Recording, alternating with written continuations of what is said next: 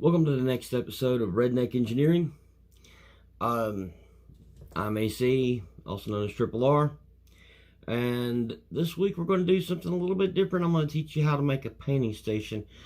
If you're anything like me and you have a passion for making customs, you will have experimented with spray paint. This is clear coat. I use this to seal a figure once I got it painted. I haven't used that can, it's brand new.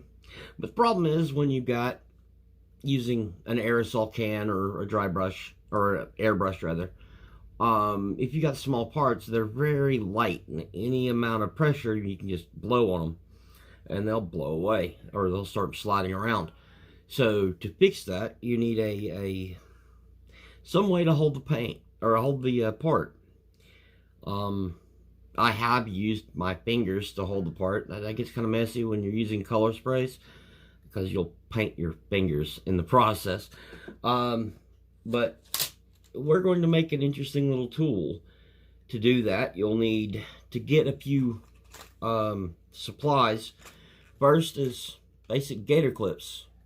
You can find these at the jewelry department, in the craft store, in your local craft store, Walmart department store, just about anywhere where it sells jewelry making supplies. These are just simple little gator clips. They got a little spring and a little teeth, and they use that to grip the part. This right here is stem wire. You can get this in the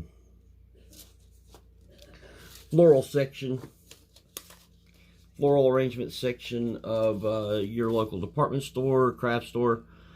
It's not that expensive. The last thing you're going to need is foam. And what I got is this dry foam. It's not the best because if spray hits this, it will start to melt it. But pretty much any foam will work. What I found that works the best is the puffy foam, like in like miniature cases. Some shipping boxes have them. That kind of foam, it tends to work best. It's a little bit more durable. Unfortunately, I can't find any at the moment. This is what I had available, so this is what I have to do. But just about any foam will work. Some types of foam, like this kind, you'll have to be careful on how much of the spray paint hits it, because it will start to melt. And if that happens, you can just, this isn't very expensive, so you just toss it and get a new piece of foam and reuse your clips. In addition, you will need a couple of tools. You'll need a pair of needle nose pliers. This is specifically for jewelry making. My wife got into making jewelry there for a minute and then never picked it up again. And I inherited several of her tools, and this was for wire, and it's seen better days, but it still functions. You can also use a pair like this, just as typical needle nose pliers. You will need some snips. Now, these have the added advantage of having snips, wire snips built in. So that's a good thing right there. I need to get some oil on this. It's starting to get sticky. But that's that. And so, yeah, let's get to it, shall we? As you can see, I've got a number of pieces of wire here and some of my clips. Got my pliers. I'm going to try and do this on camera so you can see what I'm doing. Kind of difficult to do. What you'll want to do is take the tip and bend it down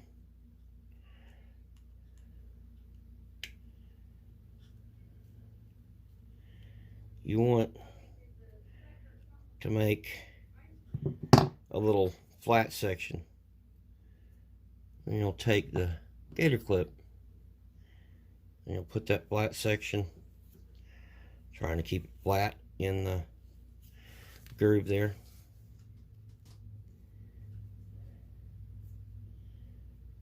And you'll set that in there.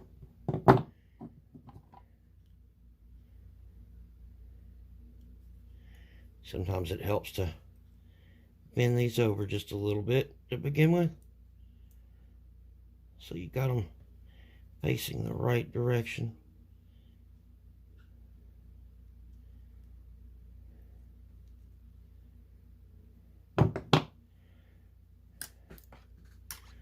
And let's get that wire in there.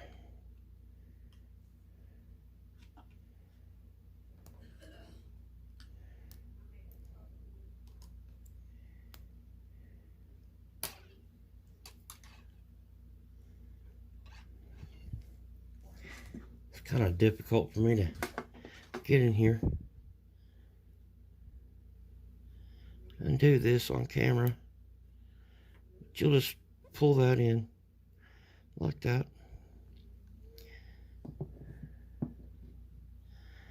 And then crimp it flat on both sides.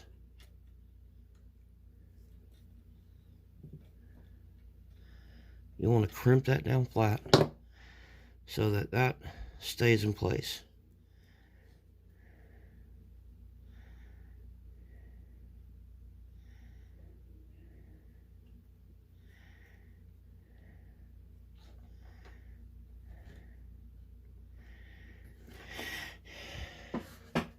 And then you're not going to need all of this length.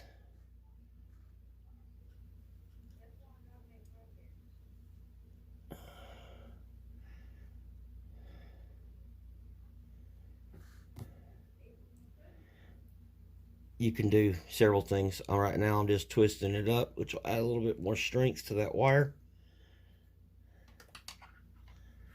But you do have to go and tighten that, crimp that down flat. And it's just so soft enough that you can use your fingers.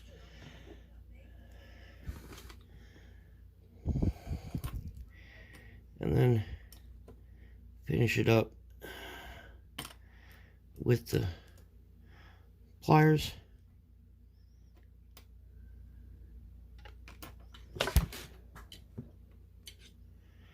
I knocked my camera over there for a second. I normally don't do that.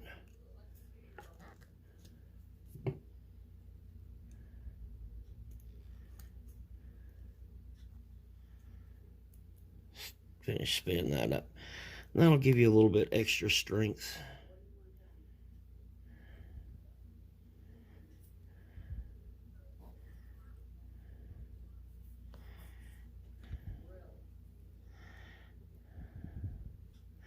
To this wire, because it is kind of flimsy.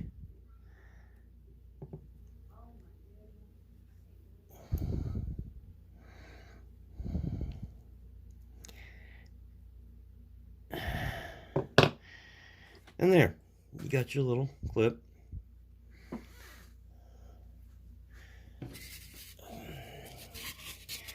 Then you take your foam block like this.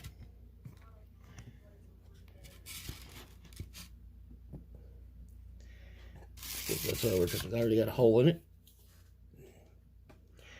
And you just find a spot and push it down into the foam.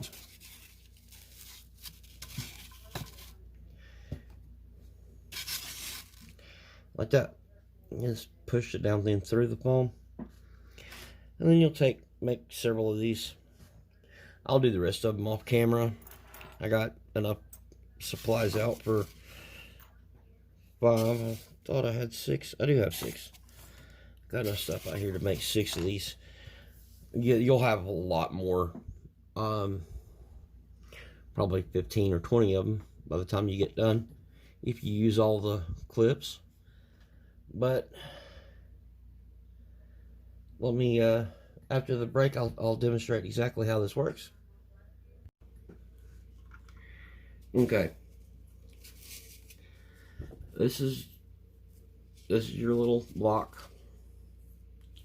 And all you have to do, once you've got them put together, just open up the gator clip and attach your part how you want to attach it. In this case, I got a gun held by the handle. And you can spray it all around. This type of foam, if you do use this type of foam, be careful with it. It will have some powder coming off, so you don't want to be touching the parts while they're wet after touching this thing. And you don't want to get the paint on this foam because it will eat into it. If you can get a different type of foam that is more resistant to aerosol cans, if you're using aerosol cans, I would recommend it. Some of the paints you'll use through a airbrush will do the same thing. Anything oil-based will eat through styrofoam, at least most types of styrofoam. Some of it's more resilient, but you can load this block up with 6 or 7 of these and spread them out and do 6 or 7 parts at one time. Spray paint the things from just about any angle you need to get, and you're good to go. Or if you got an airbrush, you can use the airbrush. I don't currently have one. I would like to get one, but I don't have one yet. But that's my little part holder. I hope you found this informative and useful. If you like this video, be sure to hit that like button. If you have a suggestion for a future Redneck Engineering episode, or a request, feel free to leave a comment down below. Be sure to share, and if you're not subscribed to the channel, go up and hit that subscribe button and that little notification bell, and it'll let you know when I upload new content. I am going to be uploading new content more regularly. I know I've kind of slacked off, but real life tends to get in the way sometimes. But that's starting to get squared away. So I'll be having more content coming up pretty soon. Please stay tuned, and I'll see you on the flip side.